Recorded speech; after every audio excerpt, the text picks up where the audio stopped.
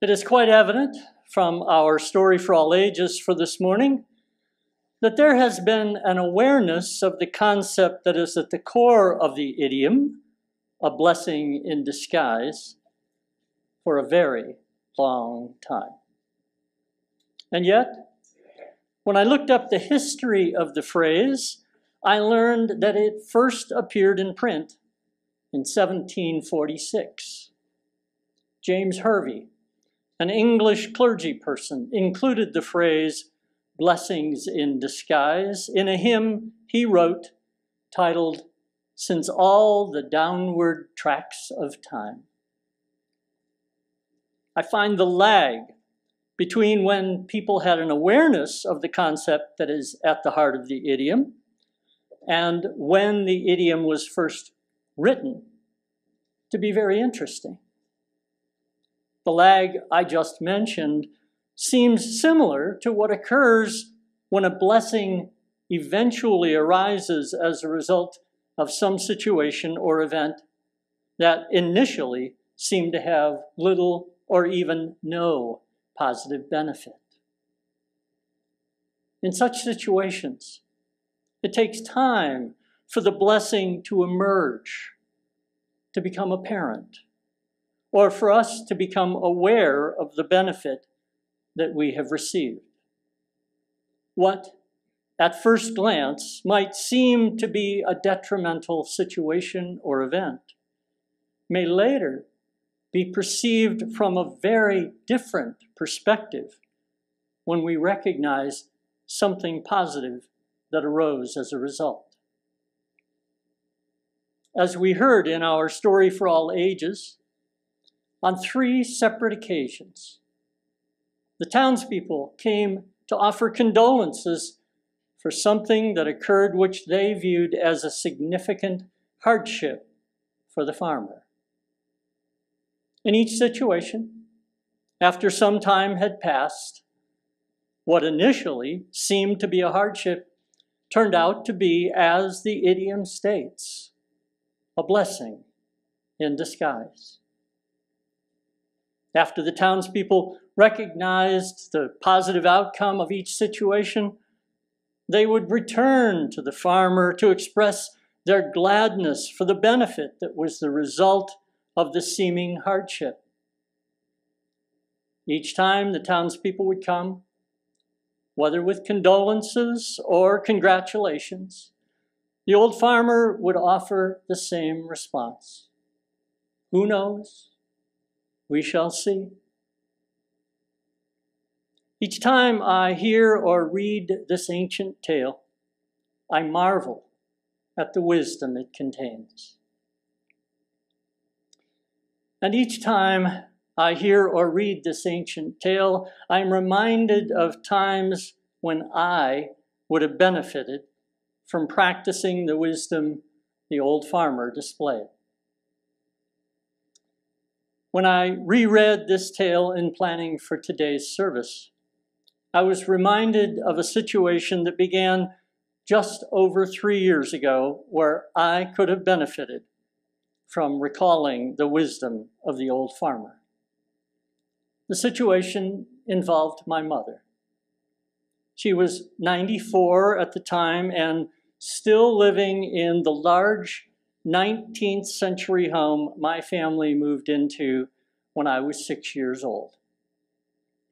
For quite a few years, my mother has had a medical condition that makes her susceptible to urinary tract infections, or UTIs.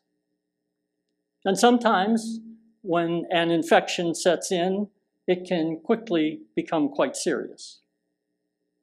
In this instance, within a very short period of time, the infection reached the point where her doctor decided she needed to be hospitalized. At the hospital, she was connected to all sorts of equipment that monitored her vital signs continually.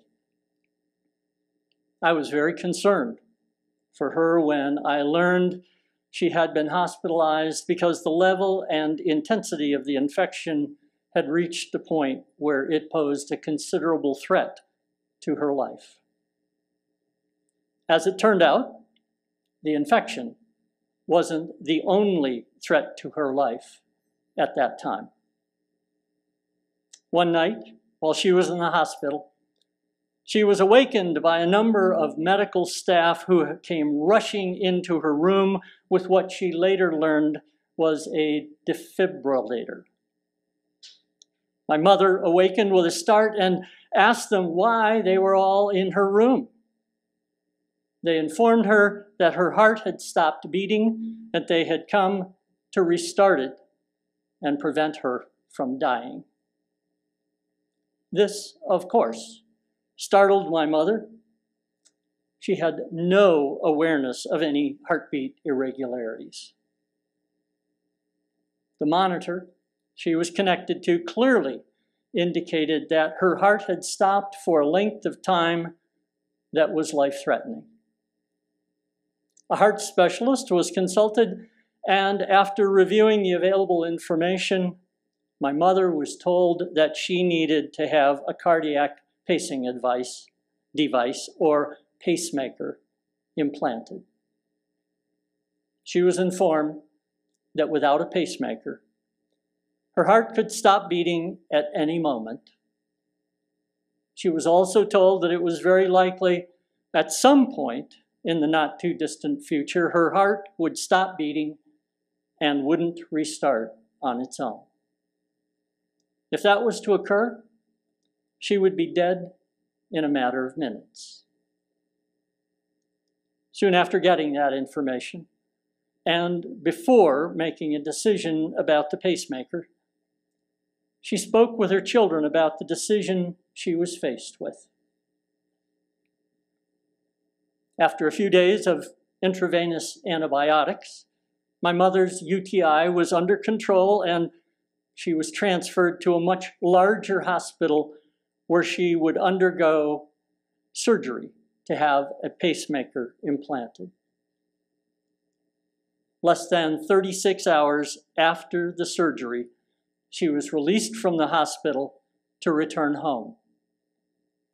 My sisters and I were all relieved that my mother's UTI was no longer a threat to her life. We were also relieved that an even more serious threat had been discovered and a medical intervention had been done that would quite probably extend her life. At that point, we thought the issues involving our mother's health and well-being had been addressed, at least for a while, since she was 94. Well, that while was much shorter than we thought or hoped it would be. Within 2 days, she was struggling to breathe. Her doctor made a very rare home visit and called an ambulance after checking her vital signs. She was readmitted to the hospital where the pacemaker operation had been done. This time, the admission was to address a collapsed lung.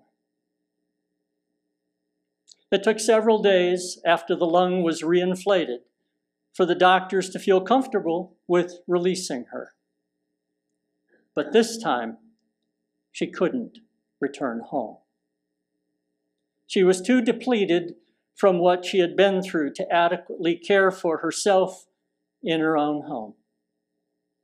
Before the UTI, the pacemaker surgery, and the collapsed lung, it had been very hard for her to get into and out of the house since she had to go up and down steps. And in the house, the doorways of the bathroom were so small that getting through them with a walker was very challenging on a day when she had good energy and stamina. Instead of going home, she went to a residential rehabilitation facility where she received physical therapy, occupational therapy, and her medical needs could be monitored and addressed as needed. Eventually, it became apparent that my mother wouldn't be able to go back to live in the house that had been her home for more than 60 years. This was yet another unwanted situation that had to be faced and coped with. There were few options available since my mother had always vowed that she would never live with one of her children. She had both her mother and her mother-in-law live with our family for periods of time in the later years of their lives, and she knew all too well how difficult that can be for everyone involved. My mother agreed that she needed to go into a nursing home. As it turned out, a room came open within a few weeks at the best nursing home in the area. This was the same nursing home my father had been in until his death. My mother knew the facility well and had seen how the staff cared for my father and other residents. And the nursing home was able to provide the rehabilitation services that my mother needed. It wasn't long before she was able to move out of the rehabilitation facility and into the nursing home. She hadn't wanted to live in a nursing home, but that was her only reasonable option. At that point, my mother perceived being in a nursing home to be an unwanted and unpleasant necessity. Less than a year after my mother moved into the nursing home, the COVID pandemic arrived. We all remember that one, right? Had she still been in her home, she would have been very isolated. She would have had difficulty getting the medical care she needed. And prior to vaccines being available, she quite possibly could have contracted COVID from my sister and brother-in-law, who would have been bringing her groceries and checking in on her regularly. In the nursing home, she has contact with people every day. She gets 3 meals a day. She gets the medical care she needs. And she isn't responsible for maintaining a home or paying bills. She has even been able to have video calls with relatives, something that wouldn't have been possible if she had been living in her own home. What I've shared with you about my mother is a real-life example of blessings in disguise. And like in the story for all ages, when the adversities would first occur, none of my family members had any idea that significant positive outcomes would arise from those adversities. It was only after time had passed that we could recognize the blessing or blessings that were eventually a result of each adversity. In phone or video calls I have with my mother, we often discuss one or more of the adversities and subsequent blessings that came about as a result. We talk about how adversities sometimes lead to unexpected and positive outcomes. I am certain that all of us have our own stories about some situation in our lives that we initially experienced as adverse or detrimental. Situations which turned out to have a positive outcome that we couldn't have predicted and didn't expect. It is good, and I would say it is important to recall such situations often.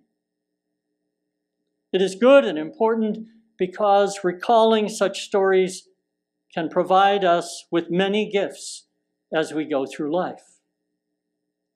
For example, remembering such stories keeps fresh in our minds that things aren't always as they seem. Remembering such stories reminds us that we need to be continually curious about and open to what the future may hold for us. Being curious about and open to the future can be a significant challenge when some adversity makes the current moment seem like the only time that exists. And I would suggest that remembering such stories can help us recognize that there may be other past situations of adversity that resulted in some blessing or blessings that we haven't yet recognized. Realizing that things are not always as they appear, being curious about and open to the future, and continuing to look for blessings that are the result of some difficult situations, are resources we can call on when adversity shows up yet again in our lives, which it most certainly will.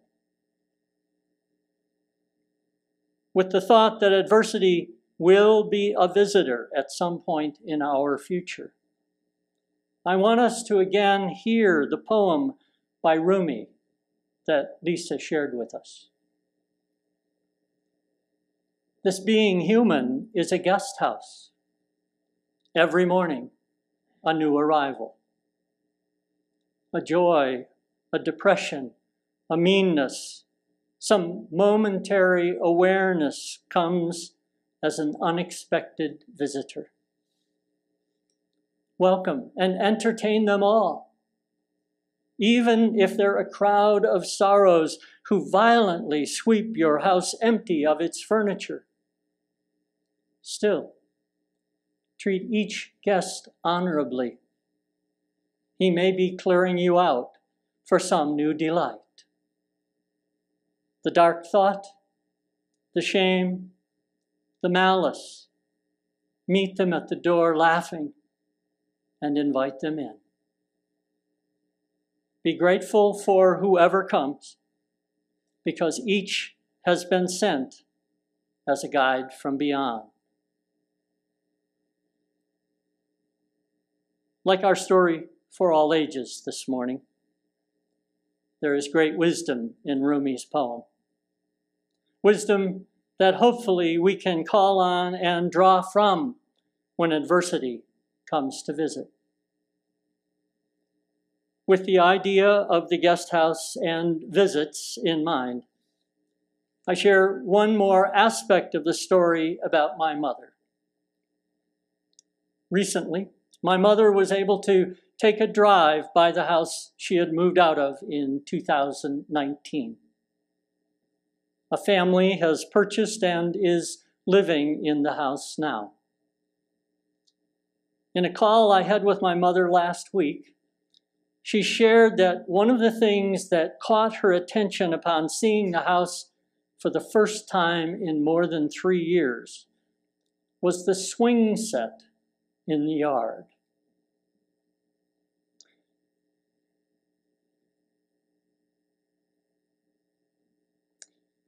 Seeing the swing set reminded her of how, when my sisters and I were young, neighborhood children were frequently at our house and in the yard. Seeing the swing set brought memories flooding back, memories of good times. Toward the end of our call, she told me she hoped our old house would provide as many good times for the family currently living there as we had. She went on to say she hoped the family living there now will be able to remember those good times for as long as they live, just like she is able to recall the good memories of her years in the home. As you can tell, her sharing touched me deeply. I was touched because despite the adversity of having to leave her home my mother was able to identify in a very positive way with the family who now lives in what was her home. She was able to express hope and good wishes for them. And she was able to recognize the blessing that her leaving the home has provided her and is now offering another family. Her sharing reminded me that it is important to continually look for the blessings in disguise that I may not yet recognize. My wish for all of us is that we will seek and find the blessings that may be hidden in situations that might seem to involve nothing but adversity. When you discover those blessings, may you carry them in your mind, in your heart, and in your open, outstretched hands. As you share those blessings, the blessings that you have received with those you meet on your journey of life. So may it be.